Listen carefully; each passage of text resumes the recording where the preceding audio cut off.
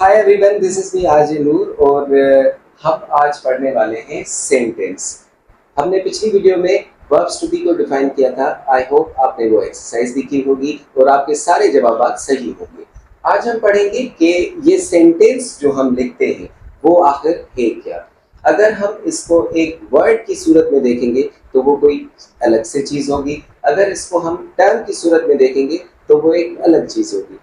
हर language में कोई ना कोई वर्ड होता है और कोई टर्म होता है। दोनों की मीनिंग होती है कोई भी लफ्ज। यानी कि जो हम लिखते हैं, जैसे हमें एक सेंटेंस लिखा हुआ है, ये भी एक लफ्ज है, लेकिन ये वर्ड है या टर्म है, ये कैसे पता चले? वर्ड की हमेशा कोई ना कोई मीनिंग होती है जिसको मजीद डिफाइन करने की कोई जरूरत नहीं पड़ती।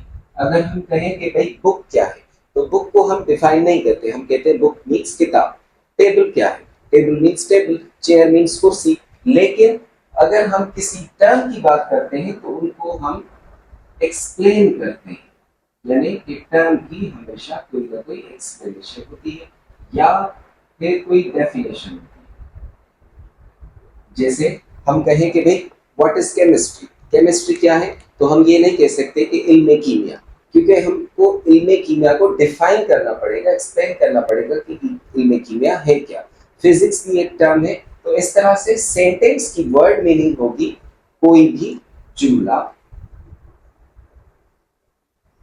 ठीक है, लेकिन जुमला कहना काफी नहीं है, तो इसको हम एज अ टर्म डिफाइन करते हैं इंग्लिश लैंग्वेज में। अब सबसे पहले तो मैं आपको ये बता दूं कि हर लैंग्वेज का सेंटेंस स्ट्रक्चर अलग अलग है। अगर मैं उर्दू बोल रहा हूँ तो उसका सेंटेंस स्ट्रक्चर अलग है, इंग्लिश का अलग है, अरबिक का अलग है। तो इस तरह से बहुत सारे ग्रुप्स ऑफ लैंग्वेज है जिनकी सिमिलर भी होते हैं, लेकिन हर एक ग्रुप का अलग अलग एक पैटर्न होता है। तो पैटर्न से पहले हम ये जानने की कोशिश करते हैं कि सेंटेंस आखिर है क्या।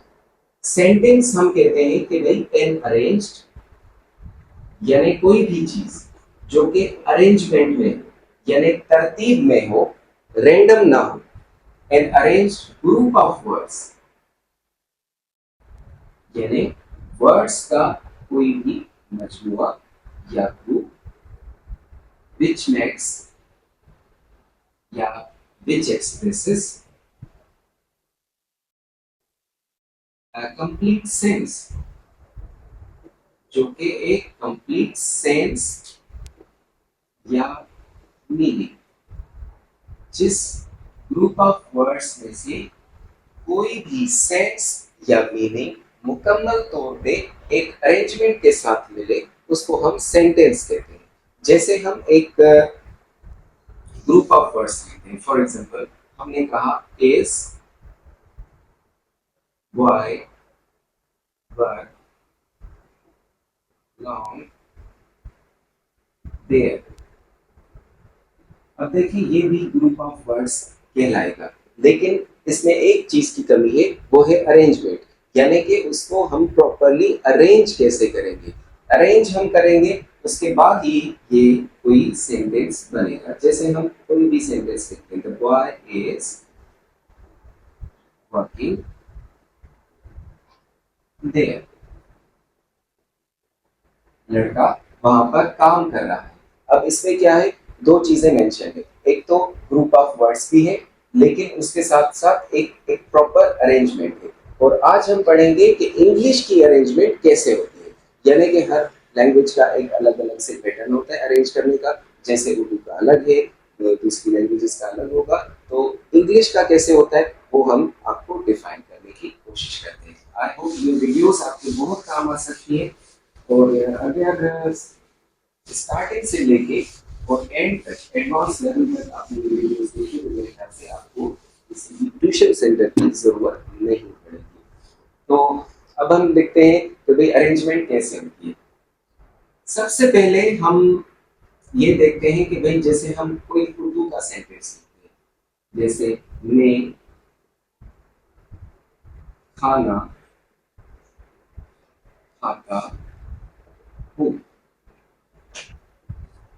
इसको हम अगर इंग्लिश में ट्रांसलेट करें, आई ईट मील, आपने देखा कि दोनों की अरेंजमेंट में डिफरेंस है। ये भी ग्रुप ऑफ वर्ड्स है, ये भी अरेंज्ड है, ये भी ग्रुप ऑफ वर्ड्स है, ये भी अरेंज्ड है। लेकिन यहाँ पर मैंने लिखा है मे। ठीक है, मे मीन्स कोई भी सब्जेक्ट हो सकता है। यहाँ पर तो मैं लिखा हुआ है मैं, और यहाँ पर आई। लेकिन यहाँ पर अरेंजमेंट क्या है? खाने की, और यहाँ पर है खाना। यानी यहाँ पर काम पहले नहीं हो रहा, यहाँ पर काम पहले हो रहा है, उसके बाद जिस पे काम हुआ जा रहा है वो लिखा जाएगा, और यहाँ पर जो काम हो रहा है वो आखिर में लिखते हैं। अब ये बताने की जरूरत इसलिए पड़ी क्योंकि हमारे यहाँ लोगों का ये रुझान रहा है कि वो उर्दू से ट्रांसलेट करते हैं इंग्लिश को, या इंग्लिश को ट्रांसलेट करते हैं एज इट इज उर्दू में। लेकिन ये मुमकिन नहीं है, अभी आपने देख लिया। यानी कि हम मे को तो मिला सकते हैं, लेकिन मील को हम कैसे मिलाएं? ये हमारा लास्ट में आया है, यहाँ पर हमारा फर्स्ट मिडिल में आया है,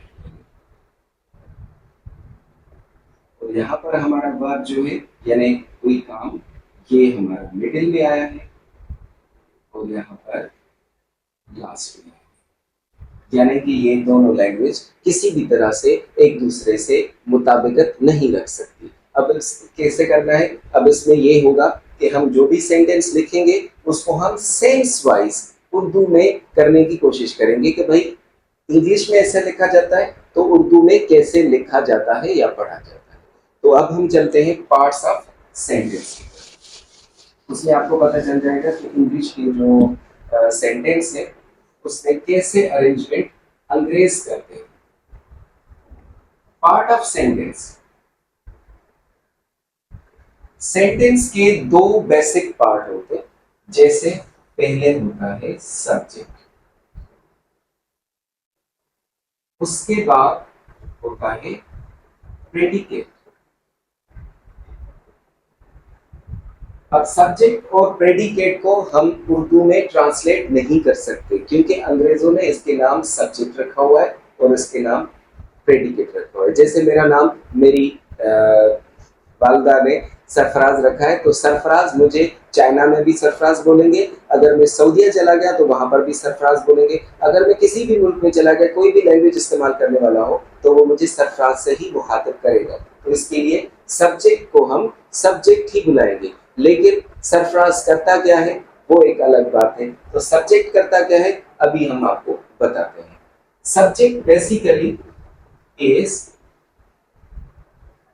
the topic of the sentence, यानी इस सेंटेंस का जो भी टॉपिक हो, जिस पे हम बात करें, जो काम करें, जिस पे हम बात कर रहे हो, वो हम कहलाएंगे कि वो सब्जेक्ट है। चाहे वो काम करे या ना करे, लेकिन वो सब्जेक्ट इसलिए है क्योंकि उसी पे ही बात हो रही है। और प्रेडिकेट को क्या कहते हैं? इंफॉर्मेशन, मालूमात। लेकिन किसके बारे में? About subject. सब्जेक्ट के बारे में जो भी मालूमात हमें मिले, जिस तरह भी मिले, वो हम प्रेडिकेट कहलाएंगे। अब हम एक एग्जांपल लेते हैं। जैसे हम लिखते हैं he is writing on the board, वो बोर्ड पे लिख रहा है। अब यहाँ पर किसकी बात हो रही है? ही की।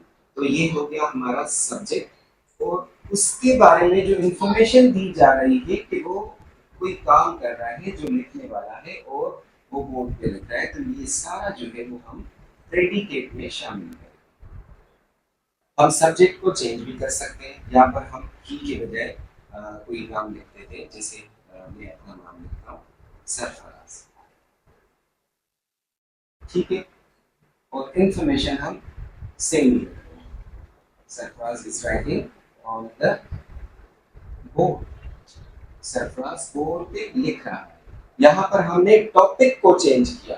टॉपिक ऑफ द सेंटेंस हमारा बना सरफराज, यानी कि हमारा सब्जेक्ट बना सरफराज, और उसके बाद जो भी इंफॉर्मेशन मिली वो हमारी प्रेडिकेट कहलाएगी। अब यहाँ पर तो हमने एक काम किया, लेकिन काम ना भी हो तो भी वो सब्जेक्ट कहलाएगा। ही यहाँ पर काम कर रहा है, लेकिन हम उसको एक सेंटेंस में लिखते हैं ही इज अ स्टूडेंट, वो एक स्टूडेंट। यहाँ पर ही जो है वो कोई काम नहीं कर रहा, लेकिन टॉपिक तो है, हम किसके बारे में बात कर रहे हैं? ही के बारे में। यहाँ पर हम कोई और भी सब्जेक्ट लिख सकते हैं तो वो सब्जेक्ट हो जाएगा, यहाँ पर हम नाम भी लिख सकते हैं तो वो सब्जेक्ट हो जाएगा। और उसके बाद उस सब्जेक्ट के हवाले से जो भी हमारी इंफॉर्मेशन है कि वो क्या है, उसको हम predicate. In a very simple language, the topic of the sentence is subject and the rest of the sentence is called predicate. अब हम देखते हैं कि भाई यहाँ पर ही तो लिखा हुआ है, सब्जेक्ट को तो हमने अलग किया, सरफराज को भी हमने अलग किया, यहाँ पर भी हमने सब्जेक्ट को एक एक जगह पर अलग किया, लेकिन एक सेंटेंस में बहुत सारी और भी चीजें शामिल हैं। तो ये सारी चीजें जाहिर सी बात है कुछ ना कुछ होंगी, तो उसको हम डिफाइन करेंगे कि भाई प्रेडिकेट के आखिर ये जो सारे पार्ट्स हैं वो क्या कहलाते हैं, तो उसको हम मजीद डिफाइन करने की अभी कोशिश कर रहे हैं। आई होप कि आपको समझ में आ रहा हो। अभी लिखते हैं कि भाई पार्ट्स ऑफ प्रेडिकेट कितने हैं। प्रेडिकेट के पार्ट्स होते हैं, सबसे पहला जो मेन पार्ट है वो होता है वर्ब, उसके बाद होता है ऑब्जेक्ट, और उसके बाद होता है एडवर्ब्स, या इसको हम एडवर्ब भी कहते हैं, या फिर इसको हम एडिशनल इंफॉर्मेशन भी कह सकते हैं।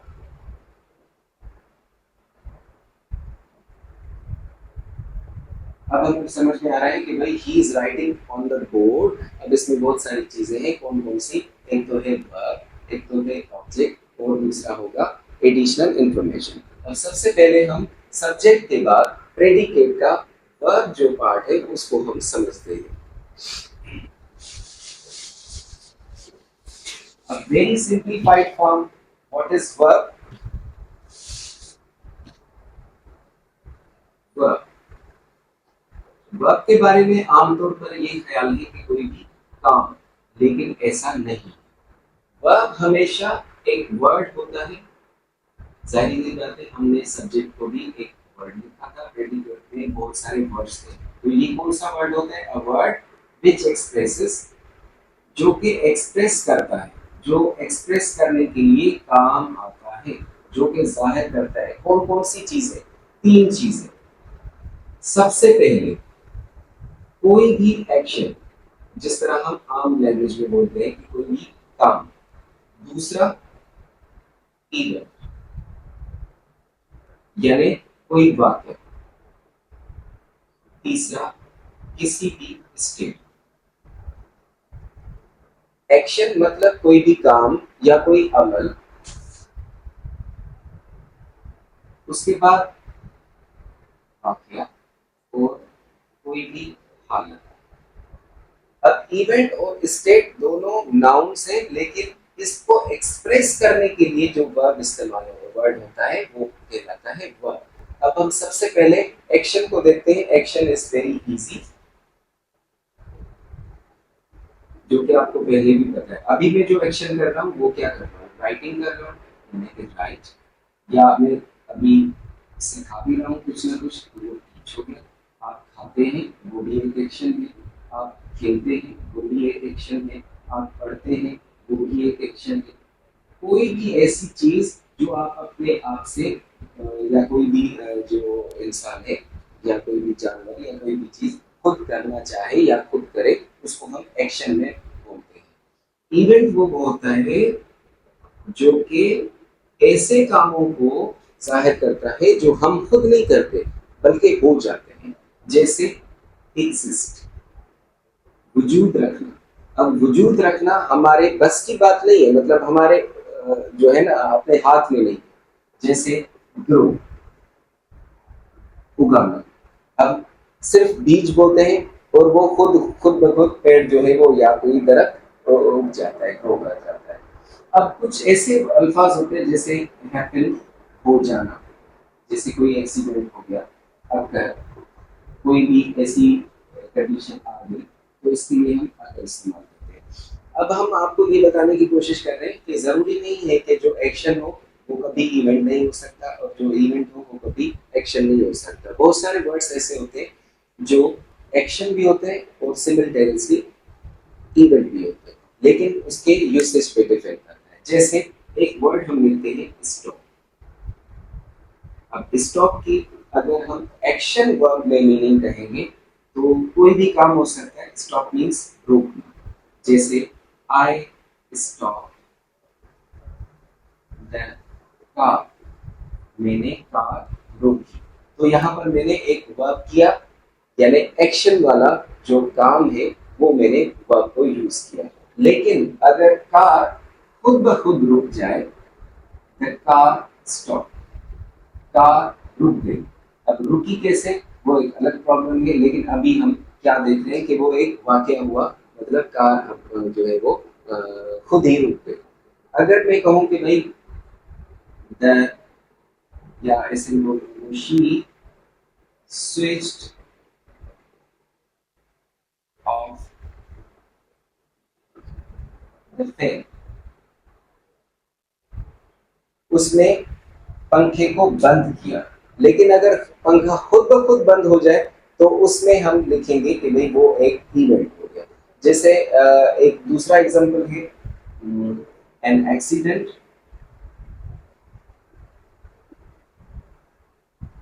अकर्ड या हैपेंड। एक्सीडेंट हो चुका, ये भी एक इवेंट है, यानी कि कोई भी काम हुआ जो हमारी मर्जी के खिलाफ हो गया। तो इस तरह से हम बहुत सारे और भी वर्ड्स हैं जो मैं आपको वक्तन फवक्तन बताता रहूँगा कि भाई आप एक ही वर्ड को एज एन एक्शन भी यूज कर सकते हैं और एज एन इवेंट भी यूज कर सकते हैं। उसके बाद हम देखते हैं कि भाई स्टेट क्या होती है। स्टेट बेसिकली आपकी कोई भी कंडीशन हो सकती है, कोई नाम हो सकता है, कोई भी क्वालिटी हो सकती है, लेकिन उसको शो करने के लिए हमने जैसे वर्ब्स टू बी पढ़े थे, तो state verb basically verbs to be होते हैं जो हमने आपको पिछली वीडियो में पढ़ाए थे, और उसकी लिंक जो है वो अभी डिस्क्रिप्शन में भी मिली हुई है, अगर आप दोबारा से देखना चाहें। स्टेट वर्ब्स टू बी कहलाते हैं, और उनकी मीनिंग जो उर्दू में बनती है वो है होना या कोई भी चीज बनना, क्योंकि हमारी कोई भी स्टेट जो है वो या फिर होती है या फिर बनती है। ठीक है, तो पिछली वीडियो में हमने प्रेजेंट स्टेट को जाहिर किया था इज एन आर से,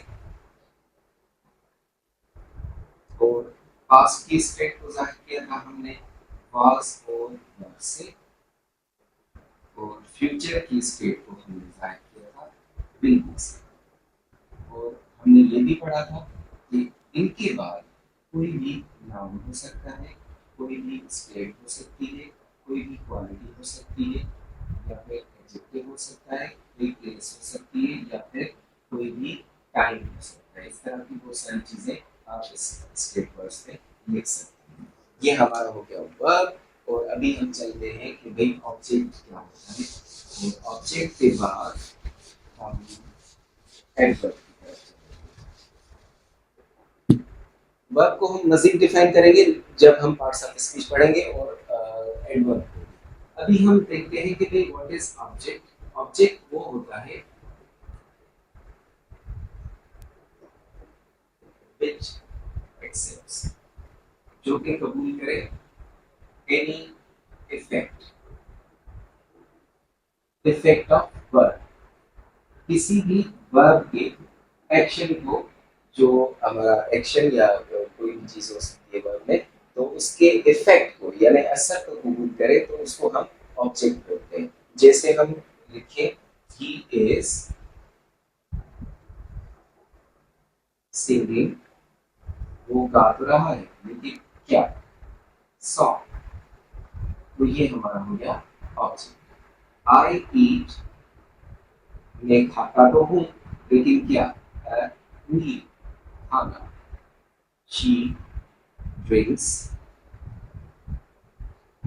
वो पीती है लेकिन क्या, चलो चाय पिला देती, तो ये बैठी।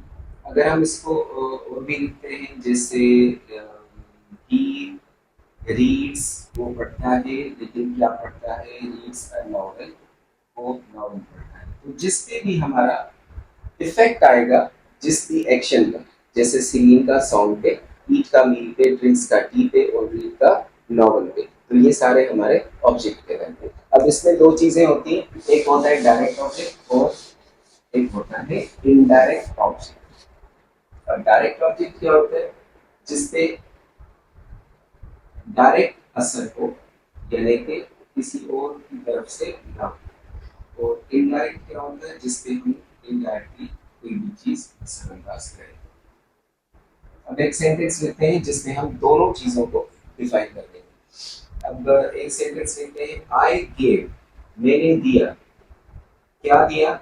एक ऑब्जेक्ट हम लिखते हैं, आई गेव अ प्रेजेंट, मैंने एक प्रेजेंट दिया, यानी कि एक तोहफा दिया। तब किसको दिया? टू माय मदर, अपनी अम्मी को मैंने एक तोहफा दिया। अब यहाँ पर हमारे दो ऑब्जेक्ट आ गए, क्योंकि मैंने जब दिया, कोई चीज ली, तो वो भी इफेक्ट कबूल करेगी, और अगर मैंने कोई तोहफा किसी को दिया तो वो भी जाहिर सी बात है उस पर भी असर होगा। तो ये दोनों ऑब्जेक्ट होंगे, लेकिन सबसे पहले मेरे देने का किस पे असर हुआ? जाहिर सी बात है प्रेजेंट पे पहले हो गया। ठीक है, तो यहाँ पर हो गया डायरेक्ट ऑब्जेक्ट हो गया हमारा प्रेजेंट, और इनडायरेक्ट हो गया मदर। अगर मैं कहूं, ही showed his new book to me, उसने अपनी नई किताब मुझे दिखाई। तो उसने पहले तो एक काम किया कि भाई उसने एक चीज दिखाई। क्या दिखाई? अपनी नई बुक। और किसको दिखाई? मुझे। तो ये दोनों पे इफेक्ट होगा। पहले होगा न्यू बुक पे, क्योंकि वो दिखाई गई है, तो उसने अपने हाथ में जाहिर सी बातें पकड़ी होगी और उसको थोड़ा सा मूव भी किया होगा। और उसके बाद मैंने जब देखा होगा, तो जाहिर सी बात है मैंने भी उसको टच वच किया होगा, तो वो मे बी इनडायरेक्ट। ये हो गया डायरेक्ट ऑब्जेक्ट और ये हो गया इनडायरेक्ट ऑब्जेक्ट। तो इस तरह से हम मजीद जो है वो एडवांस लेवल में सीखेंगे। अब हम देखते हैं कि भाई लास्ट जो हमारा बेसिक पार्ट ऑफ सेंटेंस है वो क्या है? वो है हमारा एडवर्बियल्स या एडवर्ब।